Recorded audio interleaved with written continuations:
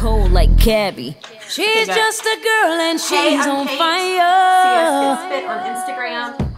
And I'm Holly. Hall's Getting Fit. And we wanted to talk to you guys today because, one, I really like to be in front of the camera. And Kate decided to do a YouTube video and not tell me about it. And I had already been thinking about it. And I was like, no, we've got to do this together, just like we do everything else. Right. So, today what are we talking about, Kate? Today,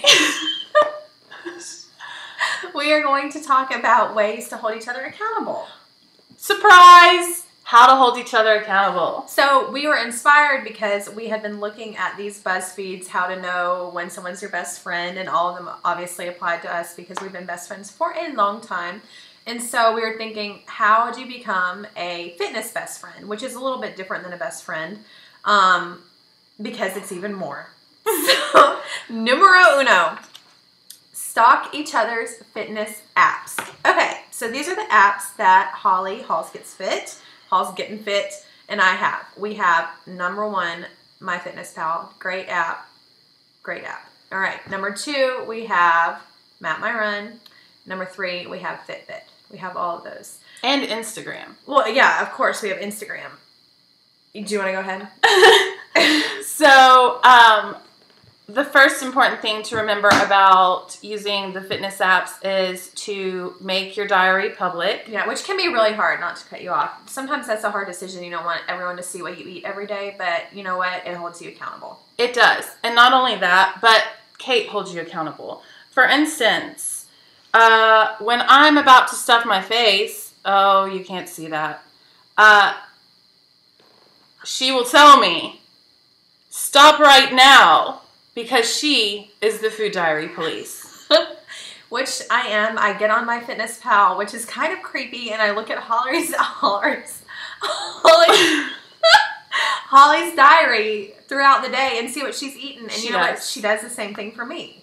Well, sometimes. I will check in on her. Right. I just ask her. Right. She checks mine. Right. And so, and if someone's diary isn't finished by the end of the day, we're like, uh-oh. Food police needs to come out. And this is what happens. Also, Kate is nice enough to text me every morning and ask me if I'm down. Can you see that? Meaning, are you down? Are you down? Weight? Nope, I'm the same. I ate late. I haven't weighed yet. How's your new scale? This is our life. That's right. That's right. So stalk each other's fitness app.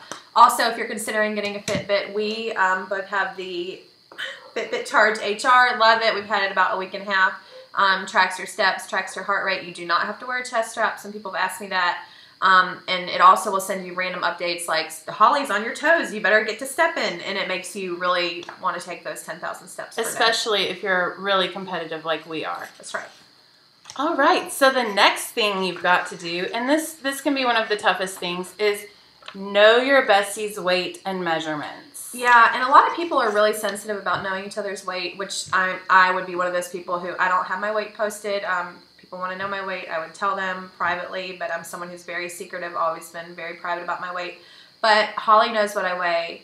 I need someone to know what I weigh because even though we don't measure everything by the scale, I have children. Even though we don't measure everything by the scale, we have to understand that the scale is important and we want to be at a healthy weight. So we have to tell someone to hold us accountable, and I've told her and she's told me. Yeah. So, yeah. All right. That's good on that. Good, good. All right. Communicate multiple times per day. Okay, yeah, best friends always do that anyway, but when you're on a fitness journey together, you communicate about even more. So, number one, what are we eating for breakfast? What did you eat for breakfast? Holly? Today? Yeah, let's not talk about it. Today wasn't a good day for either one of us for breakfast, but we both know. That's the point. Right. Is that we both know what we ate for breakfast. Whenever I drink water sometimes, I'll take a screenshot of me drinking water and I will send it to Holly and say, hey, how's your water intake? And that may inspire her to drink water. It does. It inspires me constantly. Right. Also, let's not forget, when Kate is asking me what I'm going to be eating or what I'm doing at a certain time, I don't always know.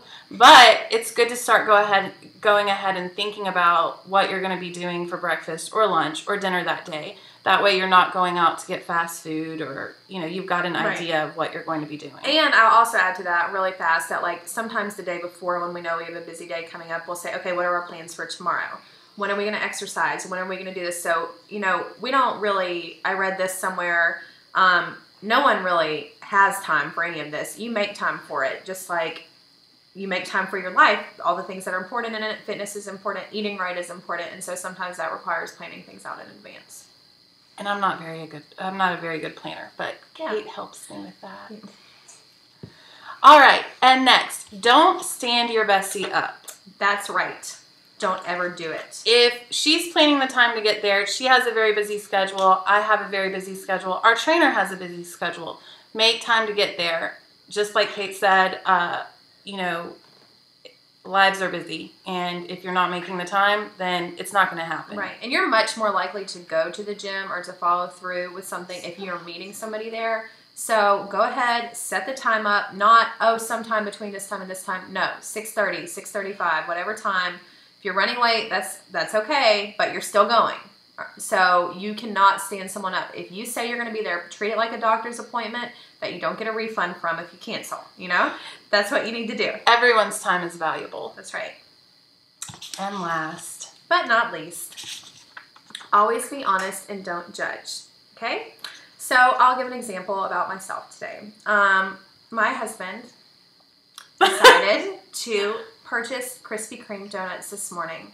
And I texted them because I'm communicating with Holly, rule number 3, a picture of them to Holly. And I said, I'm not going to eat one. And it was really hard for me, and I broke down and I ate one. And I was honest with Holly. I admitted it to her, confessed my sins. She did. And she's forgiven. And it's okay. I mean, I ate a donut. I'm going to burn it off later, and I'm going to probably not be able to eat a very big lunch today, but I'm cognizant of that, and I'm honest about it. And so I'm not hiding things, and food doesn't become shameful. And you know, that's the kind of relationship we want to break with food, not trying to hide things, and always being honest is really important. And of course, not judging. There's a judge-free zone here. Thank you. Don't worry. Thank you. So, if you guys ever have any questions, please feel free to message us or email us. A direct message. Direct email. message. Yes. We're new at all this, but it's fun, and we really appreciate all the support, and we love you guys. Mwah. Have a great week.